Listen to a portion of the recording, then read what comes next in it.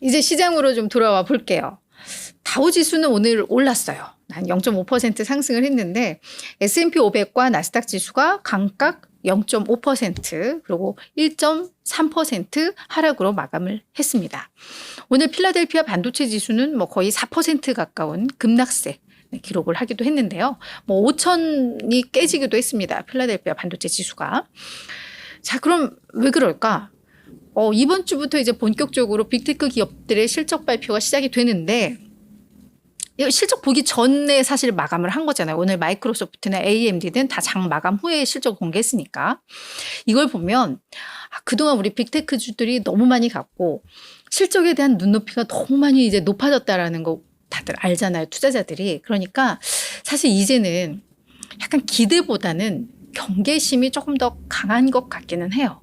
그래서 이제는 그냥 시장이 예상 수준으로 나와야 정말 본전이고 이를 훨씬 뛰어넘지 않으면 오히려 시장은 이제 실망할 가능성이 있으니까 실적 보기 전에 일단 차익 실현할 거를 하고 갈까? 뭐 이런 게 조금 엿보이는 그런 시장의 반응인 것 같아요. 그죠? 우리가 지금 와, 이번에 엔비디아도 엄청난 실적이 나올 거야. 막 마이크로소프트. 이런 기대감보다는, 얘들을 우리 이 기대감 맞춰줄 수 있을까? 약간 이런 심리가 좀 더 있지 않아요? 그게 고스란히 반영이 되고 있다라는 생각이 듭니다. 그래서 정말 이 기업들의 실적이 어떻게 나오느냐에 따라서 단기적인 이 증시의 향방이 결정이 될 것 같은데 오늘은 약간 좀 엇갈렸습니다. 마이크로소프트는 실적 발표하고 나서 주가가 시간에서 밀리고 있고 AMD는 잘 가거든요. 그래서 오늘 이런 이야기들 한번 해보겠습니다. 참고로 오늘 엔비디아가 7% 급락을 했고요. 브로드컴도 4.5, 퀄컴 6.6, 마이크론 테크 4.9, 인텔도 한 2.3% 내렸습니다. 그래서 주요 기업들 많이 하락을 했는데 일단 오늘은 이 마이크로소프트와 AMD가 약간 엇갈리는 흐름이 나왔기 때문에 내일 개장 후에는 또 어떻게 반영이 될지 모르겠어요. 일단 우리 엔비디아가 뭔가를 좀 보여줘야 분위기가 반전될 것 같기도 한데 이런 것 좀 살펴봤으면 좋겠습니다. 자, 우선 오늘 나왔던 주요 경제 지표들부터 살펴보고 갈게요. 오늘 중요한 것 중에 하나는 7월 컨퍼런스 보드 소비자 신뢰 지수가 나왔습니다. 요거 기준선 넘어섰어요. 100 넘어섰어요. 시장에서는 한 99.7로 기준선 조금 아래일 줄 알았는데 잘 나왔습니다. 근데 예전 같으면 이렇게 나오면 금리 인하 이거 정책도 약간 제동 걸리는 거 아니야? 라고 해서 악재로 해석할 수도 있는데 지금 일단 물가는 계속해서 안정을 찾고 있고 이렇기 때문에 이 정도 지표가 나와주면 시장은 괜찮을 것 같아요. 확실히 경제가 견고하구나. 그죠? 그리고 갑자기 이렇게 나왔다고 그래서 9월 금리 인하 기대감이 안 될 것 같아. 이렇게 바뀌지는 않아요. 인플레가 잘 잡히고 있어서 그래서 이제는 이 정도가 나와야지 경제에 대한 두려움이 완화되면서 오히려 잘 가는 것 같아요. 그래서 오늘 경제 지표는 합격점이었던 것 같습니다. 자, 그럼 이 소비자들의 어떤 심리, 경제에 대한 어떤 전망치 이게 왜 예상보다 또 전월보다 잘 나왔나 봤더니 컨퍼런스 보드의 수석 경제학자 이제 다너 피터슨이 이것들을 분석한 내용을 보니까 일단 소비자들이 우리 노동시장에 대해서는 비교적 긍정적인 입장을 취하고 있는 그런 상황이라고 하고요. 다만 지금 여전히 물가 압력은 이어지고 있고 이자율도 좀 높은 상황이고 그래서 미래에 대해서는 약간 불안해하는 약간 불확실해하는 그런 게 좀 보였던 것 같습니다. 이 데이터들을 봤을 때. 하지만 그럼에도 불구하고 미래의 나의 수입은 좀 괜찮을 거야 라는 것들 이런 것들이 소비자 신뢰 지수를 좀 높였다라고 정리가 되고 있습니다. 또 하나의 지표는 구인 이직 보고서 나왔습니다. 요거 818만 4천 건. 그러니까 이제 구인을 하려는 그런 계획들이 한 요 정도 되는 걸로 이제 집계가 된 건데요. 전월보다는 조금 감소했고, 그죠? 예상치보다는 더 높은 그런 상황입니다. 그래서 고용시장이 요 정도면 이것도 괜찮은 것 같아요.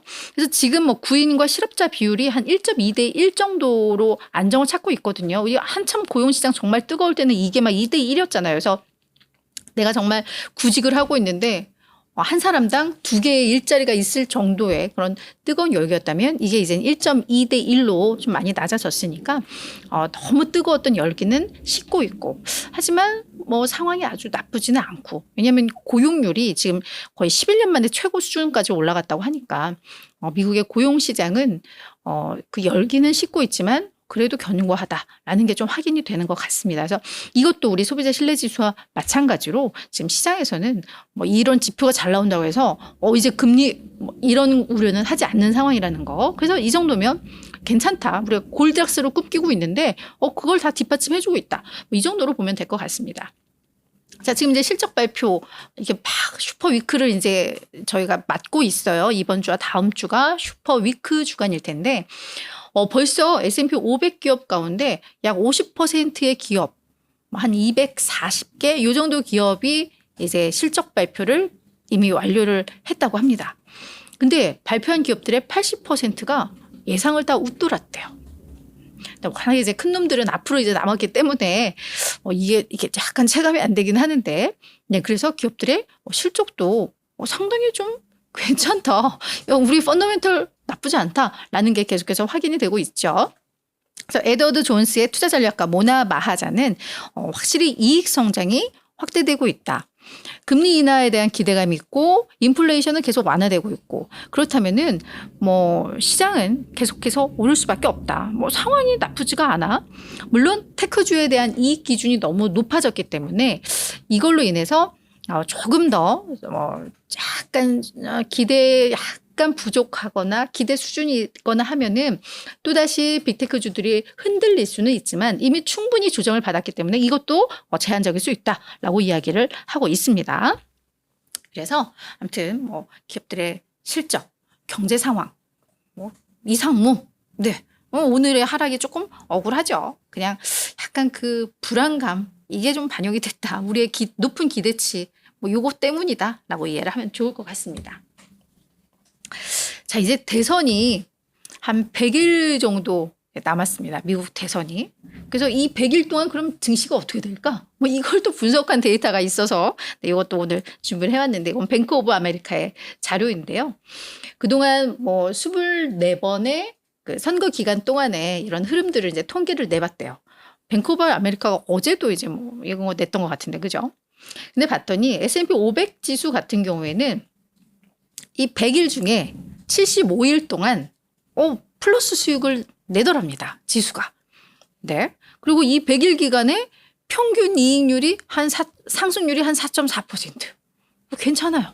그죠? 그래서 우리 왜 대선 기간에는 물론 변동성은 커진다고 해요. 그 밑에 있는 변동성 지수도 보면은 많이 높아지는 것들로 좀 나오죠. 그래서 변동성은 커서 물론 이렇게 출렁출렁이면서 가겠지만 전반적으로 대선 앞두고는 어떤 정책에 대한 기대감이나 이런 것들 때문에 시장은 좀 오를 확률이 높다라는 게 확인이 됐습니다. 금은 그냥 뭐 유지인 것 같고요. 그죠? 한 반은 오르고 반은 떨어지고 전체적인 평균 수익률은 한 마이너스 0.5니까 금은 뭐 그냥 그랬던 것 같고, 오일도 좀 오르는 뭐 이런 흐름들이, 네, 역대 선거 기간에 이 100일을 앞둔 시점에서는 이런 데이터가 나오더라. 이런 거 보면서 좀 오늘 하락에 대해서 좀 위안을 삼아보자라는 마음이고요. 자, 하나는 네, 공포를 사라입니다. 지금 약간 공포스럽잖아요. 사실 뭐 이렇게 공포스러울 것도 없어. 펀더멘털도 좋고 괜찮은데 자꾸 시장에 이렇게 조정 나오면 이런 불안함이 있잖아요. 공포를 사라. 우리 펀드스트릿의 톰리 리서치 책임자가 얘기를 해서 요거를 가지고 나왔습니다. 당초에는 사실 요 데이터가 아니었어요. 하나는 뭐였냐면 늦여름 뭐 폭락을 뭐 대비하라였나?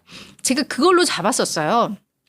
그것도 이제 어디 뭐 월가의 한 전문가가 이제 정리를 한 거였는데, 역대 이 8, 9월은 증시가 많이 밀렸어 라고 하면서 이제 그 사례를 썼던 거를 썼다가, 근데 그 사례들을 보면은 뭐 대부분 다 뭐 리만 브러더스 사태가 하필 그 시점들이 그렇게 많이 이루어졌었더라고요. 웃기게도. 그러면서 뭐 막 빠졌던 걸 정리했는데, 뭐 올해 8, 9월에 그런 이슈가 없으면 또 글쎄 그렇게 폭락을 우리가 대비해야 할까 싶어서 그걸 날려버리고 이걸로 그냥 바꿨습니다. 희망을 갖자라는 측면에서.